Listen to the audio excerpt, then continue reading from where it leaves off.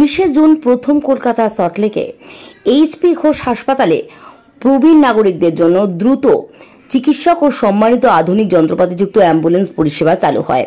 এই অনুষ্ঠানে উপস্থিত ছিলেন director medical service doctor Trinanjan Sarangi, critical care ইউনিটের ডক্টর হীরক ভট্টাচার্য, সোমনাথ ভট্টাচার্য আরও অনেক বিশেষ ডাক্তাররা উপস্থিত ছিলেন।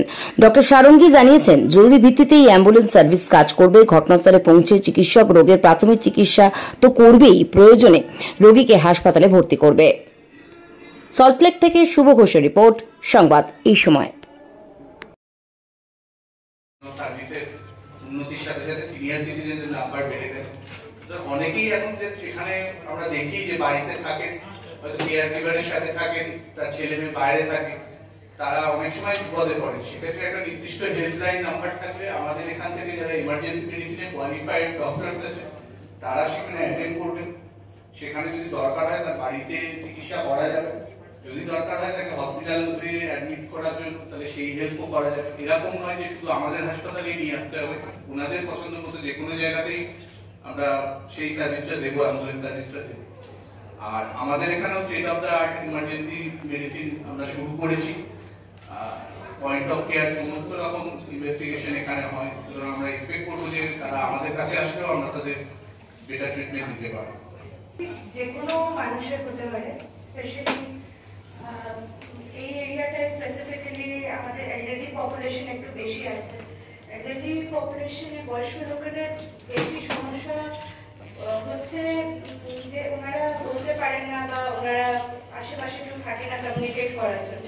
সেজন্য এই হেল্পলাইন নাম্বারটাতে যদি ওনারা ডায়াল করেন তাহলে আমরা প্রবলেমটাও শুনবো আর ওনাদেরকে প্রপারলি গাইড করতে পারবো আর ইমিডিয়েটলি অ্যাসিস্ট্যান্সও দিতে পারবো। But this number is applicable for all emergency, for all ages. যাদের যে কোনো দরকারে আমরা অ্যাভেলেবল আছি আর আমরা সার্ভিসটা সোসাইটিতে একটা মার্ক ছাড়বে, ডেফিনেটলি সবাইকে হেল্প করবে, স্পেশালি যেটা এলডারলি পপুলেশন। একটাই কথা বলার যেটা সেটা হচ্ছে কোনো নতুন যদি শুরু করা খুব ভালো, প্রচেষ্টার আমরা খুব বললাম, কিন্তু এটাকে ধরে রেখে মেনটেন করাটা আরো কঠিন কাজ। আরো বেশি ভালো লাগবে যে 1 বছর বাদে যদি আমরা এরকম ধরনের আরো বেশি ইম্পর্টেন্ট তো এটার পর থেকে আপনারা অ্যাকচুয়ালি এটা করেছি, আপনাদের অধিকার আছে সেটা জানার, কারণ আপনাদের থ্রুতেই আমরা সাধারণ লোকের কাছে পৌঁছেছি। আপনারা আমাকে জিজ্ঞেস করতে পারেন, সেই আমরা এটাকে অ্যাড্রেস করতে পারি।